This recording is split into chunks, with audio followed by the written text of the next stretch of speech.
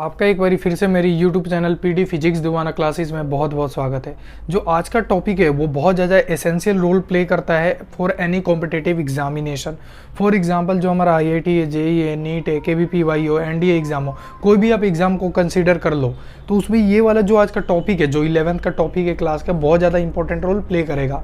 वो वाला टॉपिक है हमारा ऑर्गेनिक केमिस्ट्री, जो कि आपकी क्लास 11 की सेकेंड जो पार्ट वाली बुक है उसका चैप्टर नंबर 12 है। और ये बहुत ज़्यादा इंपॉर्टेंट इसलिए कह रहा हूँ क्योंकि ये हमेशा सबसे ज़्यादा मार्क्स का आता है फाइनल एग्ज़ाम में। जैसे अभी ये फ़िलहाल अभी 2023 में जो फाइनल एग्ज़ाम्स हुए थे उसमें ये 11 मार्क्स का आया था। और ये इसका हमेशा ही ज़्यादा वेटेज रहता है क्योंकि ये ज़्यादा बच्चों को कन्फ्यूज़ करता है।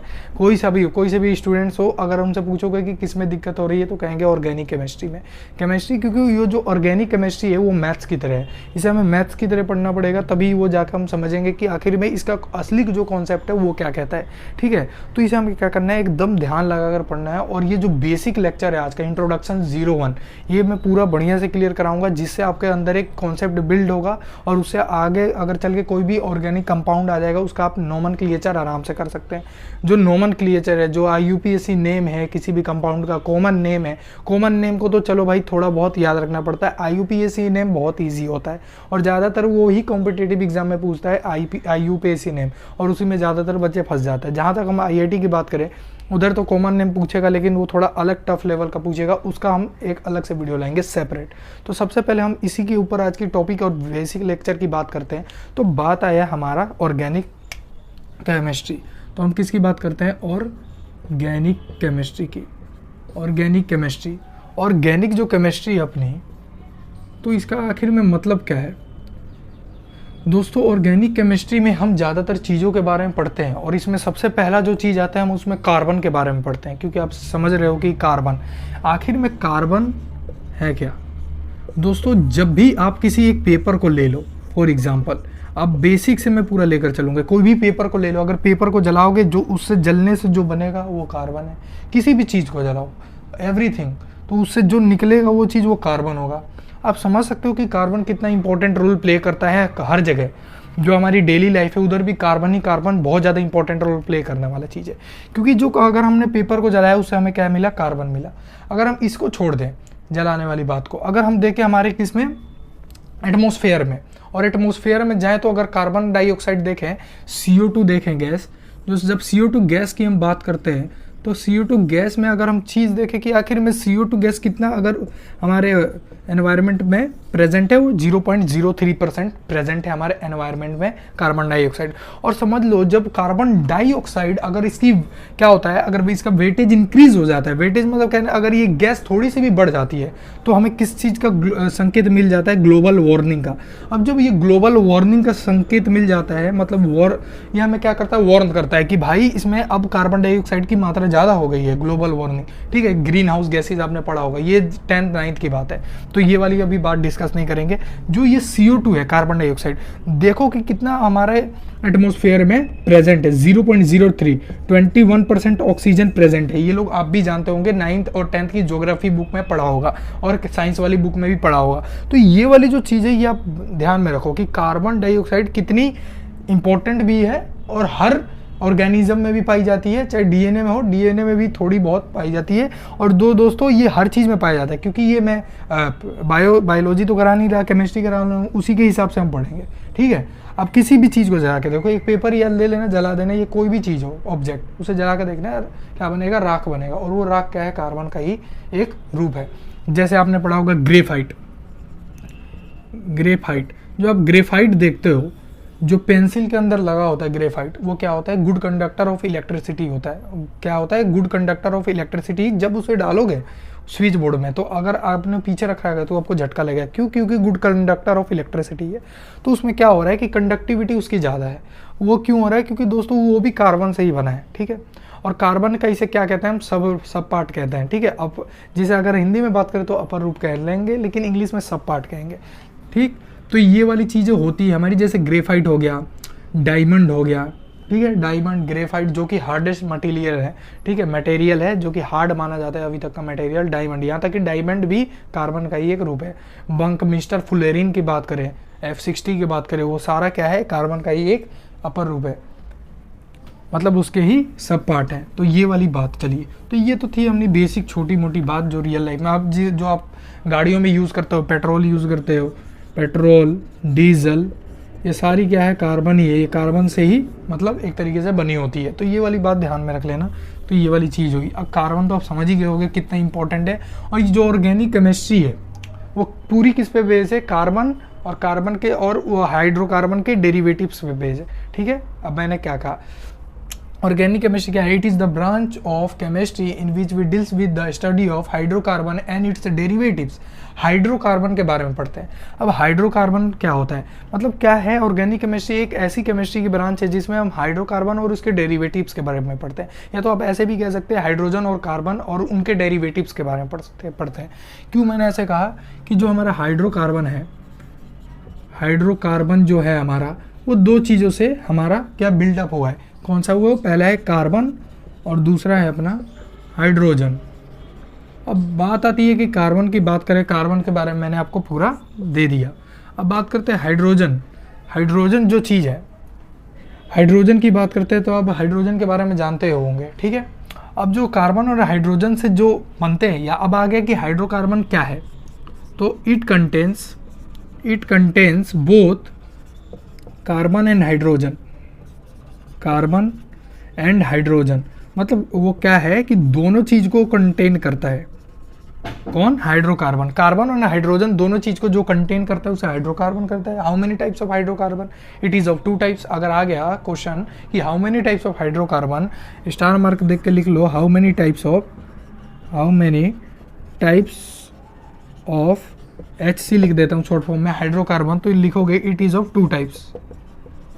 ये 2 टाइप के होते हैं। और वो कौन सा टाइप है, पहला है सेचुरेटेड शॉर्ट फॉर्म में हाइड्रोकार्बन, और दूसरा है अनसेचुरेटेड। ठीक, एक होता है सेचुरेटेड और दूसरा होता है अनसेचुरेटेड हाइड्रोकार्बन। सेचुरेटेड में कौन से आ जाते हैं, एल्केन आ जाते हैं, और अनसेचुरेटेड में एल्कीन और एल्काइन आ जाता है। अब बात करते हैं कि ये अब एल्केन, एल्कीन, एल्काइन क्या होता है। जो एल्केन, एल्कीन और एल्काइन होता है वो आपने 10th क्लास में पढ़ा होगा ऑर्गेनिक केमिस्ट्री में कि क्या है, एल्केन, एल्कीन और एल्काइन। ठीक है, तो उसके बारे में देखते हैं। लेकिन ऑर्गेनिक केमिस्ट्री को दोस्तों एकदम मजाक की तरह पढ़ो। अगर बोरियत की तरह पढ़ोगे तो दिमाग से ऊपर से निकल जाएगा। ठीक, बोरियत नहीं होनी चाहिए। पहले है ये एकदम खुले माइंड से पढ़ो, आराम से पढ़ो। एक बार देख रहे हो तो वीडियो रिकॉर्ड हो रही है, हाँ हो रही है। तो मैंने क्या कहा आपसे, एल्केन। पहली बात कि हम एल्केन के बारे में देखते हैं कि एल्केन क्या होता है। एल्केन लास्ट में एन आ रहा है, एल्कीन, एल्काइन, सबके बारे में देखेंगे क्या होता है। तो पहले देखते हैं एल्केन क्या होता है। इसका जनरल जो फॉर्मूला है, GF लिख लेता हूँ। ठीक है, GF का मतलब समझ रहे हो ना, वो सब चीज़ मत समझना। CnH2n+2, ये जहाँ भी मिल जाए, ये +2 का मतलब इधर +2 लगा रखा है, +2। CnH2n+2 एल्केन होता है। अब एल्केन का हम देख लेते हैं। एल्केन जो है दोस्तों, इसमें क्या होता है, it contains carbon carbon single bond. ये क्या कंटेन करता है, carbon carbon single bond contain करता है। ठीक है, ये जो चीज़ है ना, सिंगल बॉन्ड, एक ऐसा लग गया सिंगल बॉन्ड। ठीक है, इसके बाद हम हाइब्रिडाइजेशन स्टेट के बारे में पढ़ेंगे। व्हाट इज द सिग्मा और पाई बॉन्ड, और what is the difference between sigma और pi bond, which is more electronegative in hybridization, sp3, sp2, sp सब पढ़ेंगे। पहले हम ये वाला चीज़ पढ़ लेते हैं। ठीक है, it contains carbon carbon single bond. Single bond को आप ऐसे भी लिख सकते हैं, जैसे कार्बन कार्बन मैंने बीच में एक लाइन दिखा दी है, उसका मतलब एग्जामिनर समझ जाएगा कि सिंगल बॉन्ड है। लेकिन ये सब नहीं पूछेगा, वो पूछेगा एडवांस लेवल का। ठीक है, तो वो भी मैं कवर कराऊंगा, लेकिन पेशेंस होना चाहिए बस। तो ये CnH2n+2 हो गया, it contains carbon carbon single bond. अब बात करते हैं इसके नेमिंग की। अब नेमिंग की बात करेंगे दोस्तों, होता क्या है, अगर हम पहले बात कर लें, अगर एक कार्बन है तो उसके लिए हम क्या लिखते हैं, मेथ। 2 कार्बन है उसके लिए एथ, 3 कार्बन है उसके लिए प्रोप, 4 कार्बन है उसके लिए ब्यूट। बटर मत पढ़ना, बटर वटर नहीं है कि बटर वटर ब्रेड में लगा के खा लोगे, बट है, ब्यूट है। ठीक है, ब्यूट। 5 है पेंट, ठीक, और 6ठा है हेक्स, 7वां है हेप्ट, 8th है ऑक्ट, 9th है नन, और 10th है डेक, 11th है अनडेक। फिर ये अनडेक है ना, ये बस JEE के एग्जाम में पूछेगा, स्कूल वाले एग्जाम में कोई नहीं पूछता भाई, यहाँ तक कि एनडीए के भी एग्जाम में नहीं पूछेगा। ये पूछेगा तो आईआईटी और जेईई वाले में पूछ सकता है, क्योंकि वो बहुत ज़्यादा एडवांस लेवल का एग्जाम है, आप भी जानते हो। अनडेक के बाद ड्यूडेक आता है जो कि 12th है, लेकिन ये 10 तक बेसिकली पूछता है। अगर आईआईटी जेईई का एग्जाम देने जा रहे हो तो 11, 12 और 13 ये पूरा याद कर लेना, ये 3 में भी पूछ सकता है, इसीलिए बहुत ज़्यादा इंपॉर्टेंट है। तो ये बात समझ लो और ये नोट कर लो कि मैथ, एथ, प्रोप, ये कार्बन है। अगर सिंगल एक कार्बन आएगा तो मैथ, 2 आएगा तो eth, prop, but, hex, hept, pent, ठीक, ये सब याद कर लो। 6 के लिए हेक्स आ जाएगा, 7 के लिए हेप्ट आ जाएगा, 8 के लिए ऑक्ट आ जाएगा, ठीक है, 9 के लिए नन आ जाएगा और 10 के लिए डेक आ जाएगा, 11 के लिए अनडेक आ जाएगा। अब बात करते हैं इसका यूटिलाइजेशन देखते हैं, इस फॉर्मूले का यूटिलाइजेशन देखते हैं कि अगर समझ लो CH4 दे दिया, ठीक, अब CH4 दे दिया तो CH4 आया कहाँ से? अगर हम कार्बन की इधर 1 ले लें, CnH2n होता है ना, 2 के इधर 1 + 2 ले लें तो कितना हुआ है? CH4 नहीं हुआ। अब CH4 का नेमिंग कैसे करेंगे, इसका पहले स्ट्रक्चर देख लेते हैं। कार्बन के इधर 4 बॉन्ड से हाइड्रोजन को जोड़ दो और फिर इसका नेमिंग देख लेते हैं कि क्या है।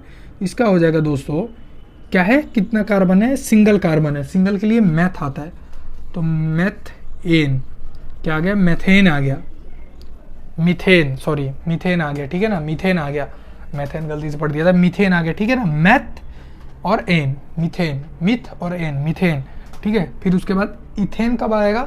अगर हम C2H कितना हो जाएगा? C2 2 2 4 और 6, तो इसके लिए इथेन आ जाएगा। Methane, ethane, propane, butane, butane, pentane, hexane, heptane, octane, nonane, decane, undecane, dodecane, ऐसे आगे बढ़ते चले जाएगा। तो ये वाली बात ध्यान में रख लेना। और इनका स्ट्रक्चर, अगर C2H6 का स्ट्रक्चर कहोगे तो कुछ इस टाइप बनेगा।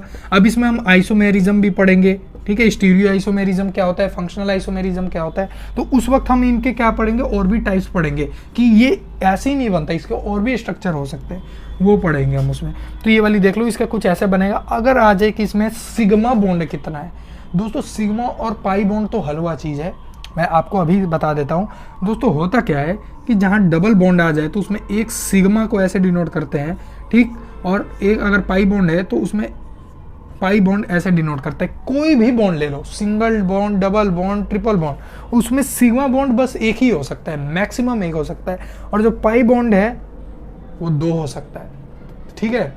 तो ये याद रख लो, क्योंकि कार्बन तो आप जानते हो सिंगल बॉन्ड बनाएगा, डबल बॉन्ड बनाएगा, ट्रिपल बॉन्ड बनाएगा, तो ट्रिपल बॉन्ड में मैक्सिमम 2 ही पाई बॉन्ड तो आएगा, और इसमें एक ही पाई बॉन्ड आएगा, इसमें तो पाई बॉन्ड है ही नहीं, सिग्मा बॉन्ड है। तो ये ऐसे होता है, एक बार देख लो, वीडियो रिकॉर्ड हो रहा है। तो चलो दोस्तों, आज वीडियो रिकॉर्ड हो रहा है, बढ़िया बात है, नहीं तो बीच में क्या होता है, अटक जाता है और मैं पढ़ाते रहता हूँ, निकल जाता है, क्योंकि स्टोरेज आजकल फुल हो रहा है मोबाइल का, इसीलिए। अब ठीक, तो इसके बात करते हैं, इसमें कितने सिग्मा बॉन्ड है, sigma bond, sigma bond, sigma bond, sigma bond, तो इसमें टोटल 4 सिग्मा बॉन्ड है। ये ऊपर बार गलती से लगा दी, ये इसमें टोटल 4 सिग्मा बॉन्ड है, और इसमें कितने हैं, 1 2 3 4 5 6 7 8, इसमें 8 सिग्मा बॉन्ड है, ठीक है। तो ये लिख देना। और पाई बॉन्ड की बात है तो वो डबल वाले में करेंगे। अभी हम एल्केन ही पढ़ रहे हैं, एल्कीन और एल्काइन के ऊपर आए नहीं है, तो एल्कीन और एल्काइन का भी देख लेते हैं। एल्कीन हो गया है हमारा। अब दोस्तों एक मैं आपको चीज़ बताना चाहूँगा, एक दोस्तों गाना होता है कि वो भी बड़ा फेमस है, वो है, बहुत फेमस गाना है दोस्तों, आप समझ नहीं पाएंगे, वो है मुझे, ऐसे कुछ गाना है बहुत ज़्यादा फेमस है, बच्चे गाते रहते हैं, मुझे साइंस ना आए, मुझे मैथ ना आए, कोई जाए जरा सर को बुलाए, ना जाने कहाँ प्लस खो गया, ना जाने कहाँ माइनस खो गया, हाल क्या है दिलों का ना पूछो सनम, पन्ने पलट पलट के समय बिताए हम, वही आपका हाल हो जाएगा अगर नहीं पढ़ोगे तो, ऑर्गेनिक केमिस्ट्री, ठीक है। तो इसीलिए मैं कह रहा हूँ। अब एल्कीन की बात करेंगे, एल्कीन। अब दोस्तों देखो, एल्क तो सेम ही है, इन का डिफरेंस आ गया। इसके बाद हम एक और चीज़ की बात करेंगे, what is the homologous series, what do you mean by homologous series. उसके बाद एक और चीज़ पढ़ेंगे, होमोलोगस सीरीज के बाद चलेंगे एल्कलाइल ग्रुप पे। पहले ये सब पढ़ लो, उसके बाद एल्कलाइल ग्रुप में कुछ नहीं करते, वो भी मैं बताऊंगा। उसमें CnH2n+1 हो जाता है, इधर 2 हो रहा है, -2 हो रहा है, 2 और किसी में 2 नहीं हो रहा, तो उसमें क्या होगा, +1 हो जाएगा, बस यही